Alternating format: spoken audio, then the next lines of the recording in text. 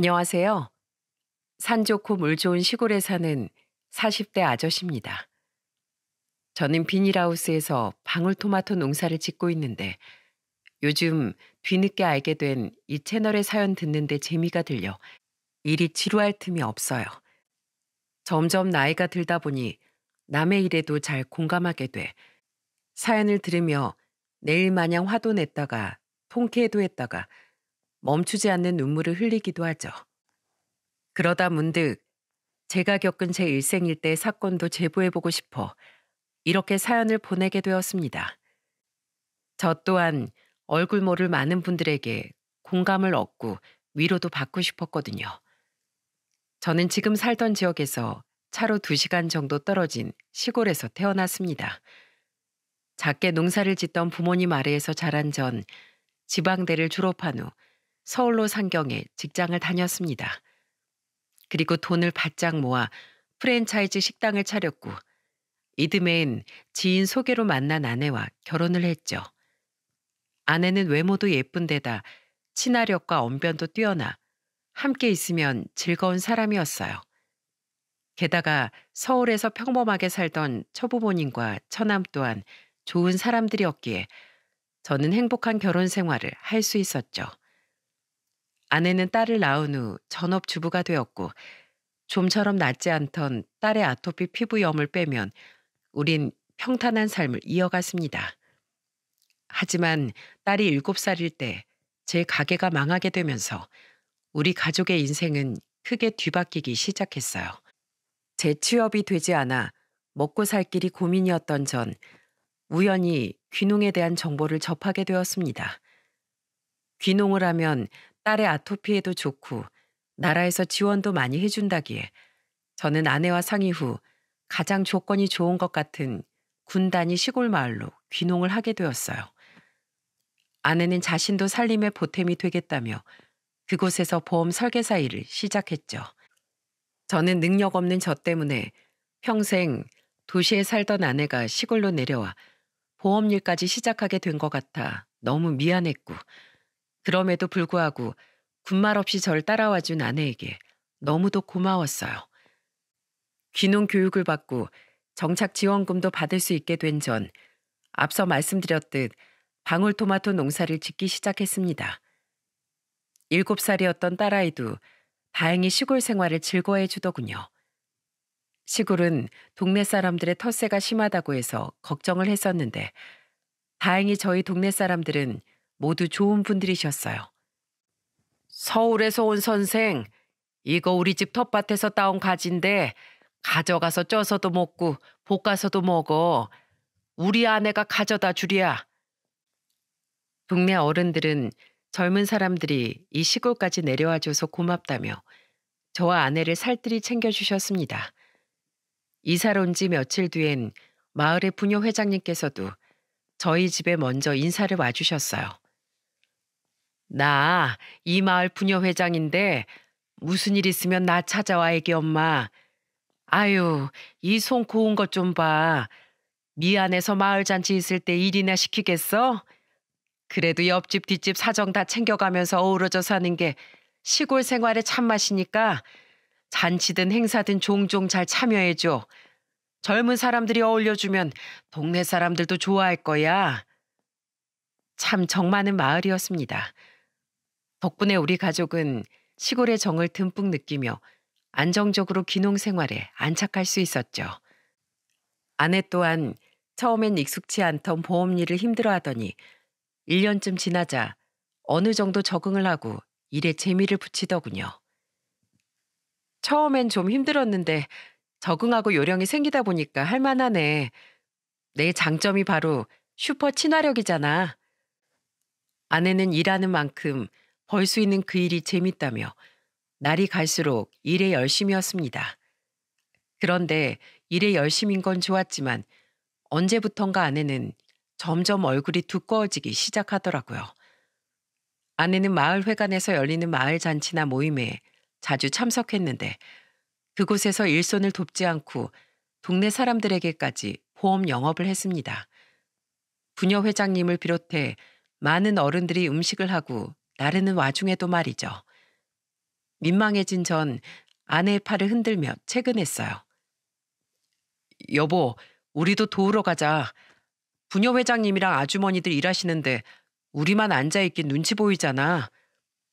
당신 혼자가 나 지금 일하잖아. 김 씨도 그냥 앉아있어. 우리야 평생 하던 일이라 하나도 안 힘들어. 다들 애기 엄마한테 보험 하나씩 들어줘요. 동네 이웃끼리 서로 돕고 살아야지. 잠옷 버릇 없어 보이는 아내 행동에도 부녀 회장님과 어른들은 아내를 귀엽게 봐주셨습니다. 심지어는 열심히 사는 모습이 보기 좋다며 아내에게 보험까지 하나씩 들어주셨죠. 저는 죄송하고 감사한 마음에 어른들의 만류에도 끝까지 남아 음식과 설거지 그리고 뒷정리를 도왔습니다. 자기 볼일을 끝낸 아내는 피곤하다며 일찌감치 집에 돌아가 버리더군요. 그렇게 일에 열심히던 아내는 점점 아이와 집안일에 소홀해지기 시작했습니다. 저는 그런 아내를 대신해 비닐하우스와 집을 오가며 초등학생이던 딸을 챙겨주었죠. 그렇다고 아내를 타박하진 않았어요. 오히려 사람 상대하며 하루 종일 밖을 돌아다니는 아내가 안쓰러워 저는 거의 모든 집안일을 도맡아 했습니다. 저 또한 농사일 하랴 딸 챙기랴 거기다 집안일까지 하려니 몸이 좀 고되긴 했지만 어차피 부부 중 누군간 해야 할 일이니 제가 좀 더 고생하자 싶었죠. 아내는 자신의 벌이에서 매달 일정 금액의 생활비를 제게 주었고 나머지는 자신이 관리하고 싶어 했습니다. 아이도 있는 부부끼리 따로 돈 관리를 해야 하나 싶긴 했지만 저를 따라 귀농까지 하고 고생하는 아내에게 미안하고 고마운 마음이 컸던지라 아내의 뜻을 존중해 주었어요. 어차피 저 또한 돈을 벌고 있으니 나머지 돈은 어련히 아내가 알아서 잘 관리하겠거니 싶었죠. 그런데 아내는 그 돈으로 사치를 부리기 시작했습니다. 비싼 가방과 옷, 화장품을 턱턱 사들이더니 언젠가부턴 짧은 치마와 높은 구두를 즐겨 신기 시작하고 화장까지 미혼 시절보다 화려해지더라고요. 거기까진 개인의 취향이니 그러려니 했는데 어느 날엔 저와 상의도 없이 비싼 외제차를 떡하니 뽑아왔더군요.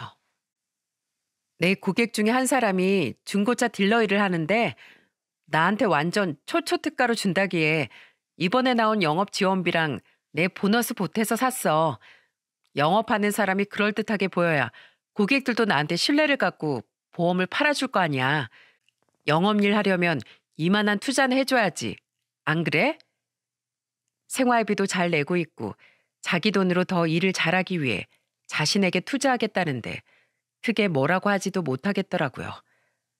그렇게 몇 번의 트러블이 있긴 했지만 대체로 무탈한 나날 속에서 시간은 흘러갔습니다.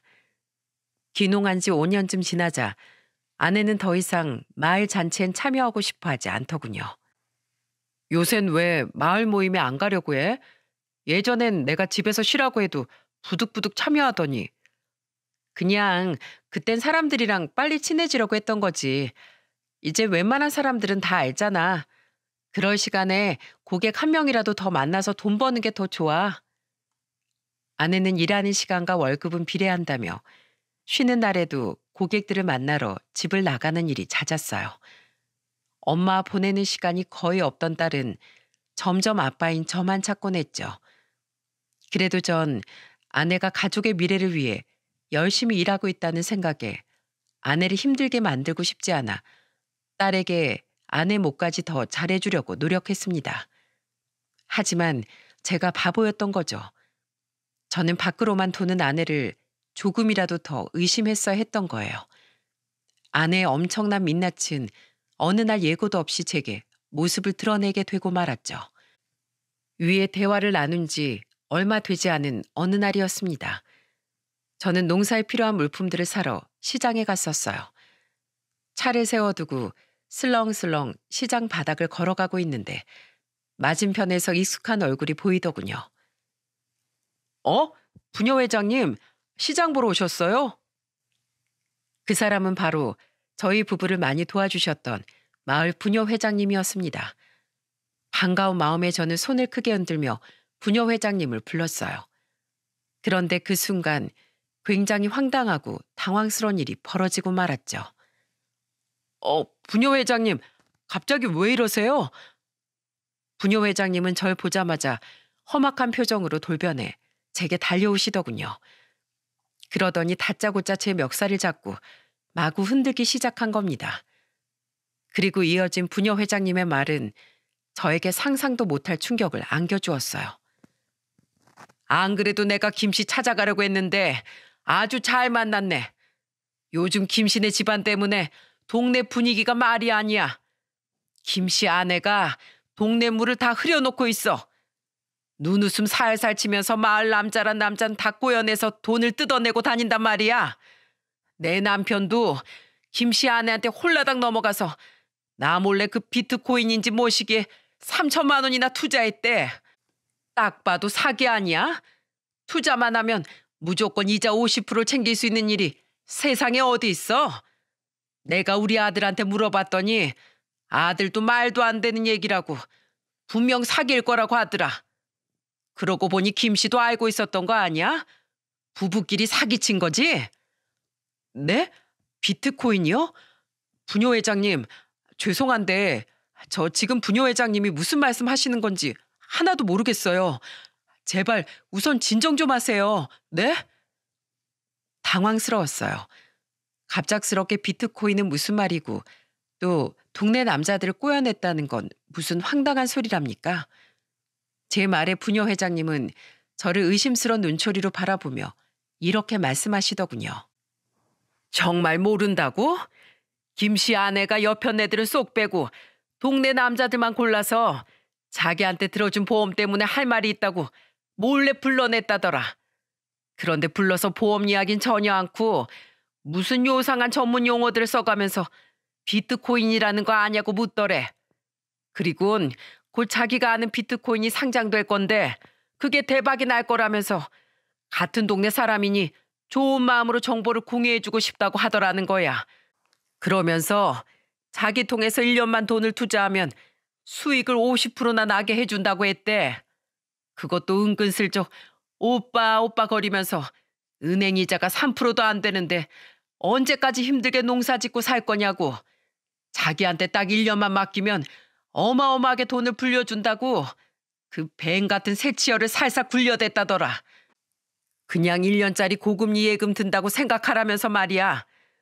뉴스 보면 연예인이고 국회의원이고 다 아는 비트코인을 내 남편이라고 못할 건 뭐가 있냐면서 은근슬쩍 눈웃음을 치는데 그 등신 같은 인간은 얼굴도 예쁘장한 여자가 애교로 살살 녹이니까 껌뻑 넘어가던 거지. 그런데 1년이 지난 지 2달이 넘었는데도 돈을 안 돌려줬다는 거야. 나한테 말하기 무섭고 답답은 하니까 동네 남자들끼리 모여서 술을 먹다가 고민 상담을 한 모양인데 거기에 우리 집 양반이랑 똑같이 자네 아내한테 돈을 투자한 사람들이 몇이나 있던 거지. 뭔가 큰일 난 것 같으니까 그제야 그 인간이 나한테 와서 다 털어놓은 거야. 내가 딱 들으면 모르겠어? 뭣도 모르는 시골 촌놈들한테 미인계를 써서 돈 뜯어간 거잖아. 내가 안 그래도 오늘 저녁에 자네 아내한테 쫓아가서 따지려고 했는데 여기서 이렇게 자네를 먼저 본 걸세. 근데 자넨 정말 몰랐나? 한 채 거짓도 없는 거야? 어안이 벙벙했어요. 여러분도 비트코인이라고 들어보셨죠? 한창 뉴스에도 많이 나왔던 우리나라에선 화폐 가치로도 잘 인정 안 해주는 가상화폐 말이에요. 관련 사기 범행도 많았던지라 기사에도 자주 등장했었죠. 그러니까 부녀 회장님의 말은 제 아내가 바로 그 비트코인으로 투자 수익을 얻게 해주겠다며 아무것도 모르는 마을 남자들에게 돈을 뜯어갔다는 거였습니다. 말로만 듣던 비트코인 투자 사기였죠. 저는 부녀 회장님의 말을 온전히 받아들이기가 힘들었습니다. 아내가 아무리 사칠했다고 한들 10여 년을 믿고 함께 살아온 제 아내가 사람들에게 사기를 치고 다녔다는 사실이 도저히 믿어지지 않았죠. 부녀 회장님, 우선 저도 이게 어떻게 된 일인지 모르겠는데 설마 제 아내가 동네 분들에게 사기를 치고 다녔겠어요? 내 말이 그 말이야. 우리가 김씨네 가족한테 얼마나 잘해줬는데 이렇게 우리 뒤통수를 치냐고. 사기가 아니면 그 돈을 왜 안 돌려주는데? 말이 안 되지 않나? 그러니까 우선 제가 먼저 어떻게 된 일인지 알아볼게요. 그때까지만 조금만 시간을 주세요. 분녀 회장님. 제발 이렇게 부탁드릴게요. 여전히 의심스러운 눈초리였지만 분녀 회장님은 감사하게도 한 발 물러나 주시더군요. 저는 분녀 회장님께 감사하다고 말하곤 집으로 달려갔습니다. 그리고는 딸을 차에 태우고 2시간 거리에 있는 부모님의 집으로 향했죠. 한동안 집에 무슨 일이 생길지 모르니 우선 딸부터 챙겨야겠다고 생각했거든요. 연락도 없이 어쩐 일이야? 어머니, 아무것도 묻지 마시고 당분간 유정이 좀 맡아주세요. 아직 방학도 많이 남아서 학교도 안 가도 되니까요. 다급해 보이는 제 말에 어머니는 걱정을 감추지 못하셨습니다. 저는 죄송스러운 마음으로 딸을 부모님 집에 맡기곤 집으로 돌아왔죠. 그날 저녁 집에 돌아와 딸을 찾는 아내에게 저는 이렇게 둘러댔습니다. 애가 할머니 할아버지 보고 싶다고 하도 노래 불러서 아까 부모님 집에 데려다 줬어. 그래? 잘 됐다. 집에 애도 없는데 나도 내일은 일 끝나고 오랜만에 친구들 만나서 술이나 실컷 마시고 들어올까 봐. 그래도 괜찮지? 아내는 콧노래를 부르며 잠자리에 들었습니다. 그리고 다음 날 저는 출근길에 나선 아내의 뒤를 몰래 밟기 시작했어요. 혹시 아내가 제 차를 알아챌지도 모르니 전날 저녁 미리 빌려서 집에서 멀리 주차해둔 렌트카를 끌고 말이에요. 그리고 아내의 뒤를 밟은 그날 저는 아내의 끔찍한 실체를 전부 목격하게 되었습니다. 근처 시내까지 차를 끌고 나간 아내는 카페로 들어가 한 남자를 만나더군요. 저 또한 근처에 차를 대고 눌러쓴 모자를 거의 코까지 내린 채 카페로 들어가 2사람의 근처에 자리를 잡았습니다. 그리고 몰래 남자의 얼굴을 확인했는데 그 남자는 읍내에 있는 세탁소 사장님이더라고요.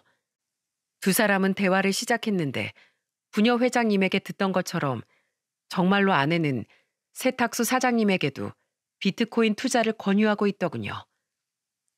자, 이거 유정 엄마 선물이야. 어머, 화장품이네요. 고마워요, 박 사장님. 잘 쓸게요. 고맙긴. 그 큰 돈을 벌게 해준다는데 이 정도야 내가 얼마든지 해줄 수 있지. 근데 정말 확실한 거지? 1년만 딱 투자하면 50%나 수익 난다는 거? 그렇다니까요. 제가 동네 사람들에게 사기라도 치겠어요. 요새 뉴스에도 비트코인에 대해서 많이 나오잖아요. 다 수익이 있으니까 사람들이 너도 나도 비트코인에 뛰어드는 거죠. 저도 이미 많이 투자했어요. 그래서 돈은 가지고 오셨죠? 오늘은 마누라 눈치 보여서 못 가져왔고 내 다음에 꼭 가지고 나올게. 오늘은 내가 고마워서 유정 엄마 맛있는 밥이나 사주려고 불렀지. 나중에 돈을 불려서 우리 집사람 보여주면 아마 입이 귀에 걸릴 거야. 사장님이 좋아하시니까 저도 좋네요. 제가 진짜 박 사장님이 친오빠 같아서 이렇게 좋은 정보 드린 거 알고 계시죠? 저한테 보험 3개나 들어주신 보답 이렇게 하는 거예요. 에이, 기분이다. 제가 앞으로 친오빠 대하듯 그냥 오빠라고 불러드릴게요. 충격적이었어요. 아내는 한 번도 본 적 없는 애교 어린 표정으로 세탁소 사장님에게 오빠라고 부르고 있더라고요. 가뜩이나 언변도 화려했던 아내가 작정하고 그렇게 살살 사람을 꼬셔대니 기분이 좋아진 세탁소 사장님은 가진 전 재산이라도 당장 투자금으로 내놓을 기세였죠. 아내가 평소에 어떻게 고객을 그렇게 많이 유치할 수 있었는지 알 것 같아 저는 더더욱 참담한 기분이 들었습니다. 아내의 저 말이 사기든 아니든 눈앞의 아내는 마치 제가 알던 사람이 아닌 전혀 다른 사람인 것 같았어요. 아내는 세탁소 사장님과 백반집을 들어갔다 나온 후 헤어졌고 저는 계속해서 아내의 뒤를 밟았습니다. 아직까지 아내가 마을 사람들에게 정말로 사기를 치고 있는 건지 확인하지 못했으니까요. 그리고 아내가 향했던 2번째 행선지에서 저는 굉장한 배신감과 마주할 수밖에 없었죠. 아내는 차를 끌고 옆 지역 시내까지 넘어가더군요. 그곳은 아내가 주로 보온 고객들을 만나던 지역이었죠. 저는 주차장에 차를 세우고 나온 아내의 뒤를 따라갔는데 아내는 길거리에서 저와 동년배로 보이는 한 남자를 만났습니다. 그리고 뒤 이어진 아내 행동에 저는 뒤로 나자빠질 뻔하고 말았어요. 오래 기다렸지, 오빠? 그 늙은이가 갑자기 밥을 사준다고 해서 말이야. 아내는 아주 자연스럽게 그 남자의 팔짱을 끼더군요. 마치 다정한 부부나 연인처럼 말입니다. 아내가 사기를 치고 있는 건지 확인을 하려고 했지. 아내가 바람을 피우고 있을 거라곤 꿈에도 생각지 못했던 전 배신감에 손이 덜덜 떨리더라고요.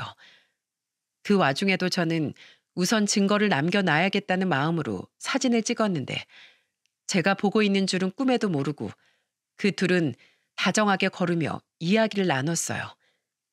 저는 들키지 않게 모자로 얼굴을 가리고 천천히 뒤따라 걸었습니다. 괜찮아. 이혼해서 가족도 없이 혼자 사는 이혼남이 남는 게 시간인데 뭘. 오늘 네가 늦게까지 같이 있을 수 있다고 해서 하루 종일 시간 빼놨어. 그래서 돈은 받아냈어? 얼마나 투자한다고 하디? 몰라. 다음에 가지고 나온다고 돈도 안 주고 밥만 사주고 갔어. 시간 아깝게 진짜. 오빠 해주니까 지가 진짜 나랑 친해지기라도 한 줄 아나 봐. 그리고서 고작 사준다는 게 고등어 백반이더라. 나 솔직히 생선도 별로 안 좋아하는데 비린내 참느라 혼났어. 나 밥 깨작깨작 먹어서 벌써 배고파. 우리 밥 먹으러 가자. 그래, 그럼 우리 여왕님이 좋아하는 파스타 먹으러 갈까? 구역질이 나올 것 같았습니다.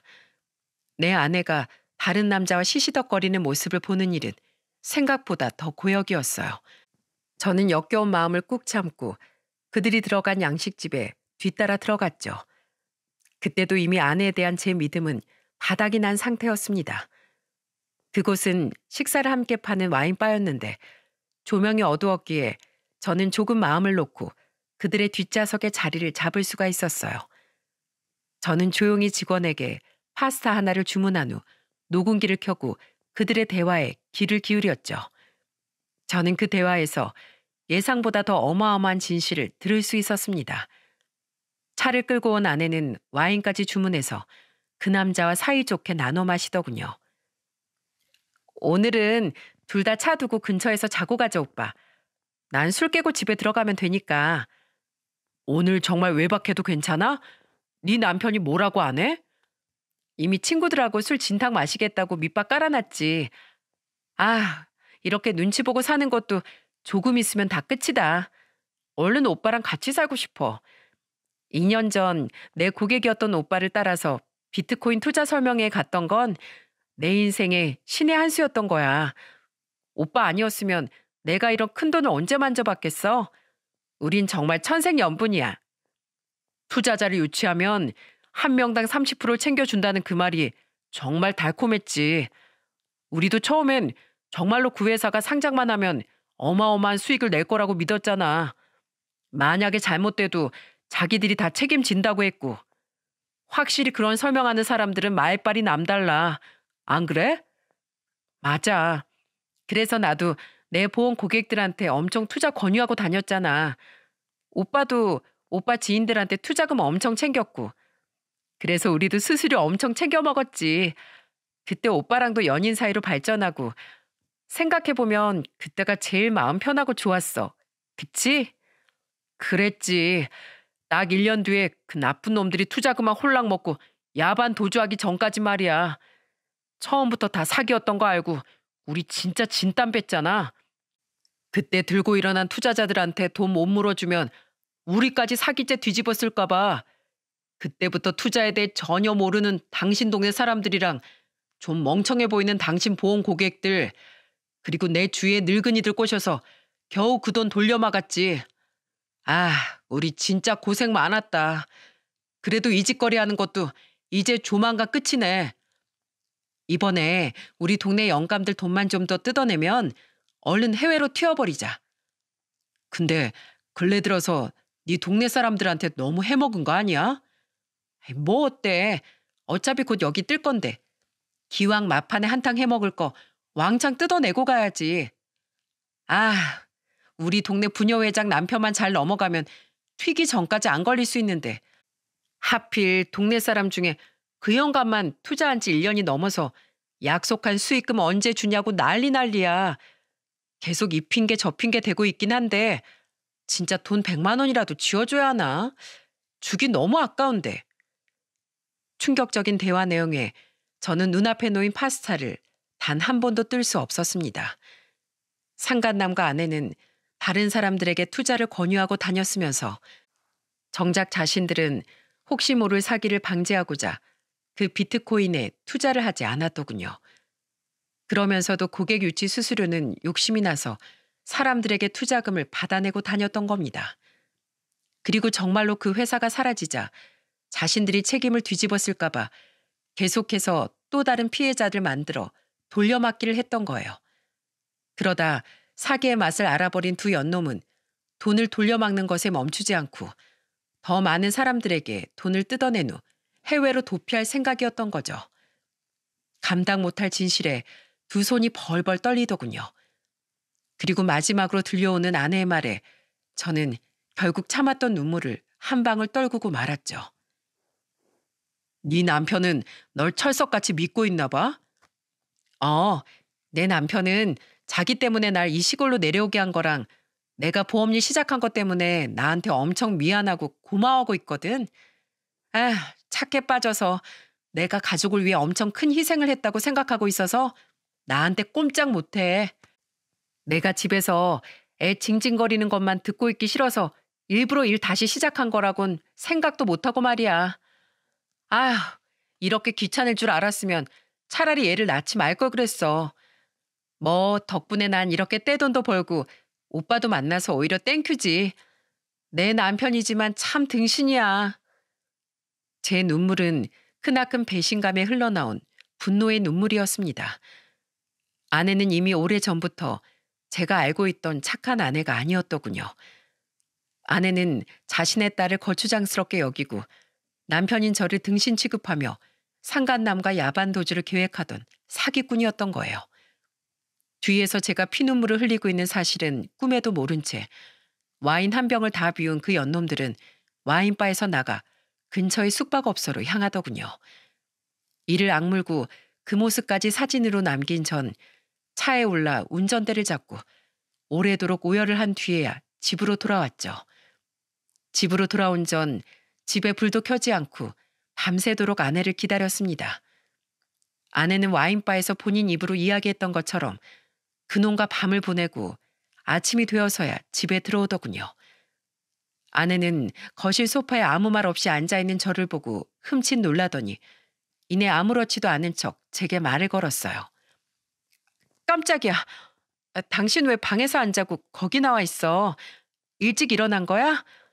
아우, 난 술 먹고 깜빡 친구 집에서 잠들었지 뭐야. 아내의 뻔뻔한 거짓말을 듣고 저는 그만 이성이 끊어져 버렸습니다. 저는 소파에서 일어나 아내에게 돌진했고 놀란 아내가 피하기도 전에 아내의 머리채를 잡고 뺨을 연거푸 2대나 때려버렸어요. 그리곤 그대로 아내를 바닥으로 던져버렸죠. 아! 당신 왜 이래? 미쳤어? 지금 내가 술 먹고 외박했다고 이러는 거야? 외박? 그까짓 거 얼마든지 해. 난 더 이상 당신하고 못 사니까. 뭐? 대체 무슨 일인데? 대체 뭔데 대뜸 사람을 이렇게 때리냐고.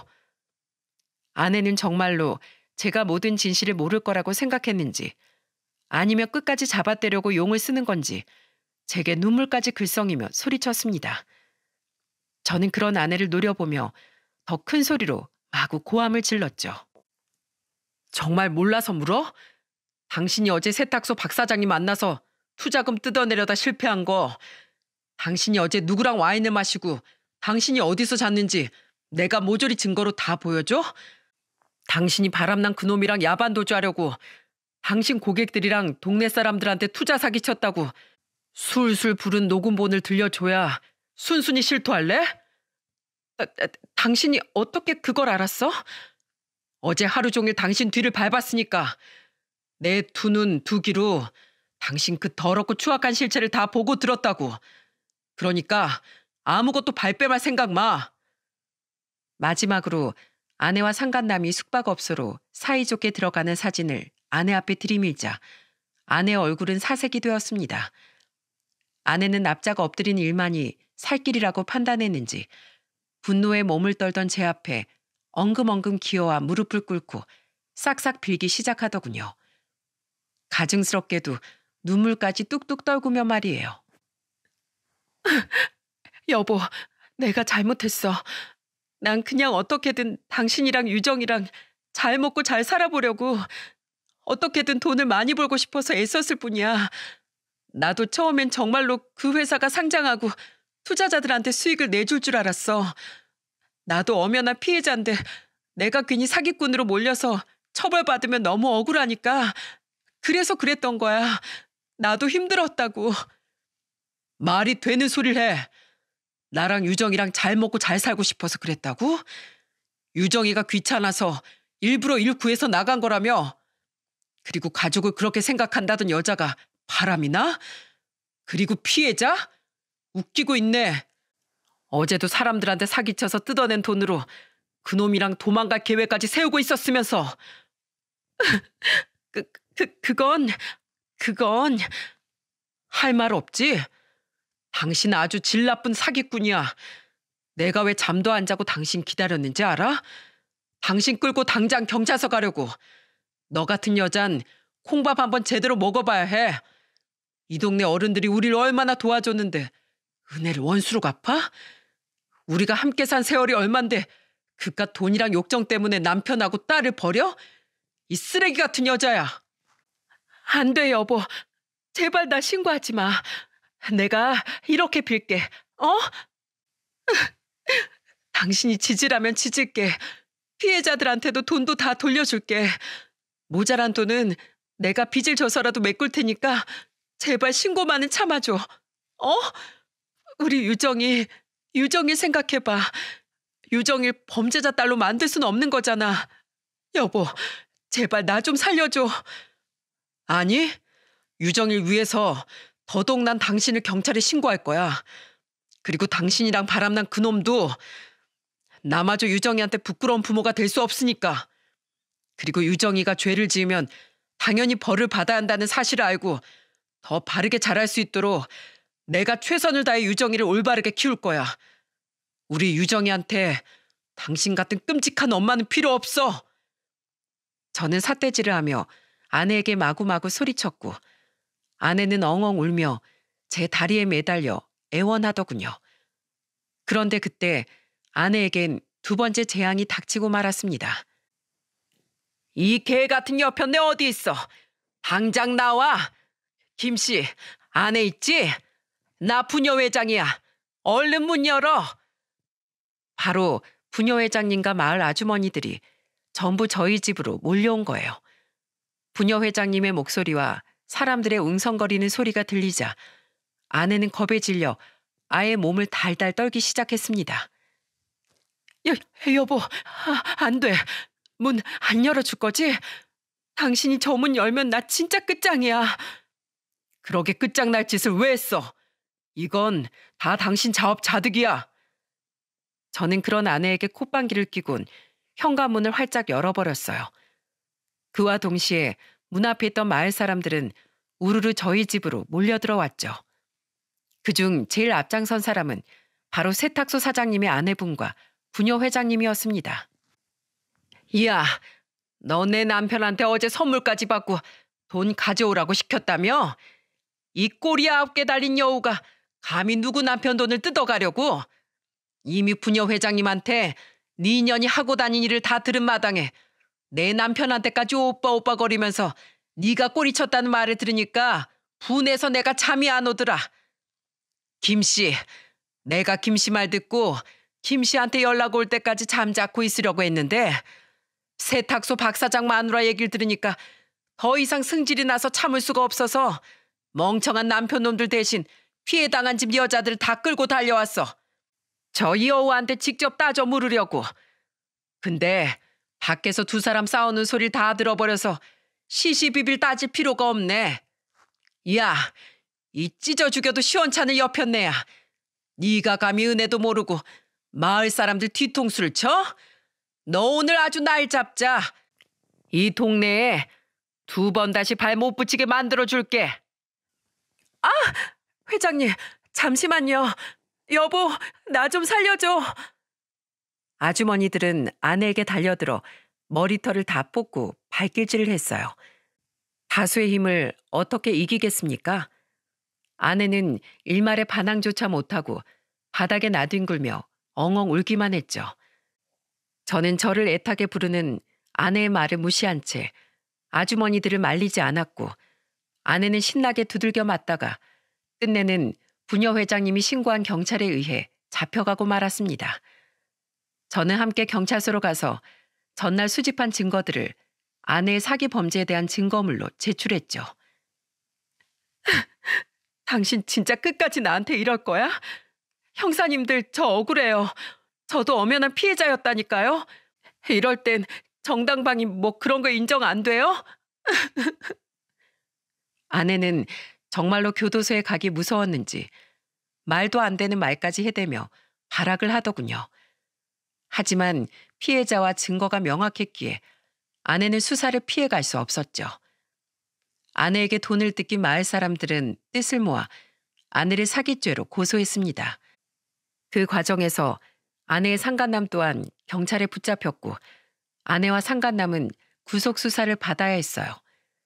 해외 도피를 하려고 했다는 증거가 있어 도주 우려가 있다고 판단됐거든요. 모든 소식을 들은 저희 부모님은 경악을 금치 못하셨어요. 아버지는 뒷목을 잡으셨고, 어머니는 제 딸을 끌어안고 엉엉 우시더군요. 그리고 부모님께 이야기를 전해들은 제 동생들은 제게 전화를 걸어 위로를 해주었습니다. 그리고 그 통화 과정에서 저는 또 한 번 아내에게 치가 떨리는 배신감을 느꼈죠. 형, 나 진짜 소름 돋는 게, 형수, 아니 그 여자 나랑 이화한테도 전화해서 그 투자하라고 권유했었어. 2달 전쯤에 말이야. 이화는 그런데 관심도 없고, 난 워낙에 비트코인 사기 뉴스를 많이 봐서 거절했는데, 와, 그때 거절 안 했으면 나랑 이화도 큰일 날 뻔했지 뭐야. 다 들고 야반 도주하기 직전에 걸린 게 피해자들한테도 형한테도 아주 천운이네. 도망갔으면 형 돈까지 다 들고 튀었을 거 아니야. 동생의 이야기를 들어보니 정말로 부녀 회장님이 아니었다면 아내에게 전 재산을 털렸을지도 모른다고 생각하니 온몸에 소름이 쫙 돋더군요. 이런 무서운 여자인 줄 모르고 10여 년을 함께 살았다니 아내의 실체를 알아채지 못한 제 자신에게 더더욱 화가 났죠. 조사 결과 아내와 상간남에게 투자 사기를 당한 피해자들은 마을 사람들을 포함해 30명이 훌쩍 넘었고, 피해액은 11억에 달했습니다. 피해자들은 적게는 300만 원부터 많게는 1억까지 피해를 봤더군요. 마지막 한탕을 하기 위해 무리하게 마을 사람들의 돈을 갈취하다가 부녀 회장님께 덜미를 잡혔으니 아내는 결국 스스로 화를 자초했던 거죠. 마을 사람들을 포함한 피해자들은 변호사를 고용해 피해액을 돌려받으려 2 연놈에게 소송을 걸었습니다. 다행히 아직 그 연놈들이 자기들 명의의 통장에 그 돈을 모아두었기에 피해자들은 피해액의 3분의 2 가량을 보상받을 수 있었죠. 결국 아내는 징역 4년 6개월을 선고받았고, 상간남 또한 그에 준하는 실형을 선고받고 교도소로 가게 되었어요. 저 또한 아내에게 이혼 소송을 걸었기에 저는 교도소에 간 아내에게 이혼이라는 마지막 선물을 해줄 수 있게 되었습니다. 물론 딸의 양육권과 친권은 모두 제가 가져올 수 있었고요. 아내와 상간남에게 추가로 위자료 소송을 걸 수도 있었지만 저는 더 이상의 소송은 진행하지 않았습니다. 마음 같아선 위자료를 받아내고 싶었지만 억울하게 피해를 입은 피해자들이 한 푼이라도 더 피해액을 돌려받길 바랬거든요. 그리고 아내가 교도소에 들어가고 얼마 되지 않아 난리통 때문에 경황이 없어 만날 생각을 하지 못했던 장인어른이 저를 찾아오셨더군요. 어색하게 인사를 하는 제게 장인어른은 조용히 흰 봉투 하나를 건네며 이렇게 말씀하셨죠. 얼마 전에 내 딸에게 피해를 입은 피해자들 몇이 집에 찾아왔었네. 다 돌려받지 못한 피해액을 부모인 우리에게 대신 내놓으라더군. 그래서 집을 작은 전세로 이사하고 가진 현금 전부를 보태서 전부 갚아주었네. 자네 마을 사람들 돈까지 전부 말이야. 딸을 잘못 키운 죄값은 응당 부모인 우리가 치러야 하지 않겠나. 그러니 못난 내 딸 때문에 자네 마을 사람들에게 너무 죄책감 가지고 살지 말아줬으면 좋겠어. 이걸로 우린 우리 딸과의 인연을 정리할 거네. 자기 사리사욕을 위해서 가정을 버리려고 한 애에게 부모의 버림이란 벌을 주는 것이 마땅하겠지. 다시 한번 정말 미안하네, 김서방. 부디 내 딸 같은 앤 싹 잊어버리고 유정이와 행복하게 살길 바라네. 어떻게 저런 좋은 부모 아래에서 아내 같은 금수가 태어났는지 알다가도 모르겠더군요. 그 뒤 처남 또한 제게 전화를 걸어 마지막 인사를 건넸죠. 그렇게 처가 식구들과 아내와의 제 인연은 끝이 났습니다. 그 긴 시간 동안 저는 집에서 제대로 나가지도 농사조차 돌보지 않고 딸만 보살피며 집에서 치과했습니다. 극도로 심한 우울증이 찾아왔었거든요. 동생들과 부모님이 걱정할까봐 우울증을 티내지도 못하고 애써 딸에게 밝은 모습을 보이려 노력했지만 딸은 제가 걱정됐던 모양이더군요. 모든 소송이 정리되고 얼마 지나지 않아 부녀 회장님이 절 찾아왔습니다. 저희 집에서 소동이 있었던 그날 이후 거의 1년 만에 제대로 처음 뵙는 날이었죠. 애 키우는 아빠가 이렇게 매가리가 없었어야 되겠어? 죄송합니다, 부녀 회장님. 제가 먼저 찾아뵙고 부녀 회장님께도 마을 분들에게도 전부 사죄를 드렸어야 했는데. 김씨 자네가 왜? 자네도 피해자 아니여? 우리야 뭐 돈도 다 돌려받았으니 됐어. 애초에 엄한 김씨를 탓할 생각도 없었어. 다들 자네를 걱정하고 있네. 우리에게 정말로 미안하면 내일 마을회관 나와서 밥부터 챙겨 먹어. 유정이가 날 찾아와서 자기 아빠 좀 보살펴 달라고 부탁했네. 13살밖에 안 된 애가 엄마 이름 마당에 아빠까지 걱정하게 둬서 되겠어? 유정일 위해서라도 정신 차려. 내일 안 나왔단 봐. 내가 내일도 모레도 계속 찾아와서 귀찮게 굴 테니까. 감사합니다. 그리고 죄송합니다, 부녀 회장님. 저는 부녀 회장님의 용서 앞에서 뭔가 가슴 속에서 빵 터진 것 마냥 어린애처럼 엉엉 울었어요. 다음 날 저는 큰 용기를 내어 마을 회관을 찾았는데 마을 어른들은 마치 아무 일도 없었다는 듯 저를 맞아주시더군요. 김씨 왔어? 아이고 살이 쑥 빠졌네. 얼른 이리 와 앉아. 얼굴 까먹을 뻔했어. 자 여기 막걸리도 한잔하고. 막걸린 무슨? 당신은 들어가서 설거지나 해. 상현이 아버지도요. 이 남자들이 뭘 잘했다고 앉아서 술상 대접을 받으려고 해. 김씨 이리 와서 앉아. 막걸린 우리랑 마셔. 그리고 동네 남자들이 돕는다니까 다음 주부턴 비닐하우스 복구해. 먹고 살아야 할 거 아니야. 혼자선 힘들어도 다 같이 하면 금방 끝날 거니까 꼭 연락해. 알았지? 돈을 돌려받았다고 한들 분명 마을 분들도 마음고생이 많았을 텐데 어른들은 저를 따뜻하게 감싸주셨습니다. 아직도 기억나네요. 그날 눈물을 흘리며 떠먹은 소고기 묵국의 따뜻함이 말이죠.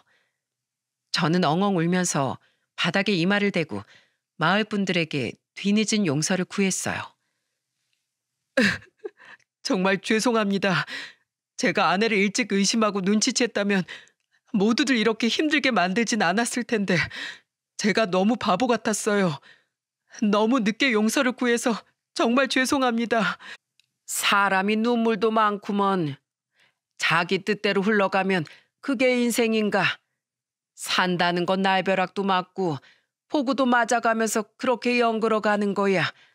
자, 여기 술 한 잔 받고 다 털어버리게. 이 사람이 아직도 부엌으로 안 가고 막걸리 타령이야. 얼른 가라니까. 그 불려시한테 홀려서 돈 뜯긴 것만 생각하면 내가 아직도 천불이나. 상현이 아버지도 빨리 안 가요? 가려고 했어. 지금 가. 내가 무슨 염치로 당신 말을 거스르겠어. 이것 보게 김씨. 인생은 정말 어떻게 될지 아무도 모르는 거라니까. 끝까지 제게 속삭이며 너스레를 떨던 마을 어른 덕분에 저는 울다가 말고 그만 픽하고 웃어버리고 말았어요. 그렇게 사건이 있던 날 이후 2년여가 흐른 지금 저는 전보다 많이 기운을 되찾았습니다. 이건 모두 한시도 저를 가만히 내버려 두지 않으시던 마을 분들 덕분이죠. 김씨, 해가 중천인데 언제 일어나나? 오늘 저녁에 유정이랑 우리 집에 와서 밥 먹으라고 아내가 전해달래. 유정이 아빠, 이거 받아. 혜인이가 그러는데 이거 내일 애들 학교 준비물이래. 유정 아빠 일하느라 정신 없을 것 같아서 내가 우리 애 거 사면서 같이 샀어. 마을 분들은 저뿐만 아니라 어린 나이에 힘든 일을 겪은 제 딸이 안쓰럽다며 중학교 1학년이 된 제 아이를 잘 챙겨주곤 하십니다. 아이는 마을 전체가 다 같이 키우는 거라며 말이죠. 최근 피부도 많이 좋아진 딸은 그런 동네 어른들 덕분에 구김살 하나 없이 아주 예쁘게 잘 자라주고 있어요. 저는 딸에게 아내에 관한 이야기도 잘 설명해 주었는데 딸은 어깨를 으쓱이며 이러더군요. 엄마가 어떤 사람이든 상관없어. 난 아빠만 행복하면 돼. 어차피 엄마랑 별로 추억도 없는데 뭐. 그러니까 아빠, 이 딸을 위해서라도 항상 건강해야 돼. 알았지? 마냥 어린애인 줄로만 알았던 딸의 위로를 받으니 괜시리 울컥하더군요. 이런 의젓하고 착한 딸을 위해서라도 저는 더더욱 힘을 내서 듬직한 아빠가 되어야겠다고 다짐했죠. 저희 부모님은 최근 짓던 농사를 전부 정리하셨어요. 그리곤 집이 정리되는 대로 저희 집에 내려와 함께 살기로 하셨죠. 두 분은 제가 걱정되셨던 모양인데 저 또한 나이가 드신 부모님이 신경 쓰였던 터라 오히려 잘된 일이라고 생각합니다.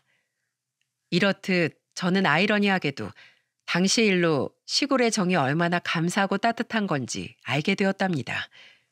저는 앞으로 제게 먼저 손을 내밀어 주신 마을 분들에게 보답하기 위해 마을 일에 항상 솔선수범하며 마을 어른들을 돕고 살아갈 예정입니다. 또한 저희 딸과 내년에 모시게 될 부모님과 함께 진정한 가족의 사랑을 지키며 살아갈 거예요. 혹시라도 전 아내가 출소한 후 찾아온다면 저는 당장에 그 여자를 쫓아내버릴 생각입니다. 당신이 가족을 배신한 대가는 평생 가족을 잃는 것이라고 꼭 일침을 해준 후 말이죠. 여러분, 요즘엔 참 사기가 판을 치는 세상인 것 같습니다. 제 사연을 듣고 특히 순박한 시골분들이 이런 피해를 입지 말았으면 하는 마음에 이 사연을 보내게 되었어요. 그리고 혹시 제 아내 같은 사기꾼들이 듣고 있다면 반드시 명심했으면 좋겠습니다. 정당하지 못한 방법으로 남에게 피해를 끼치고 상처를 준 사람은 언젠간 반드시 가족도 돈도 가진 것을 모두 잃는 것으로 그 대가를 치를 것이라는 것을요. 마치 제 전 아내처럼 말입니다. 그럼 제발 수많은 사기꾼들이 엄한 피해자들을 만들지 말고 개과천선하는 기적이 일어나길 빌며 이만 사연을 마치겠습니다. 함께해 주셔서 감사합니다.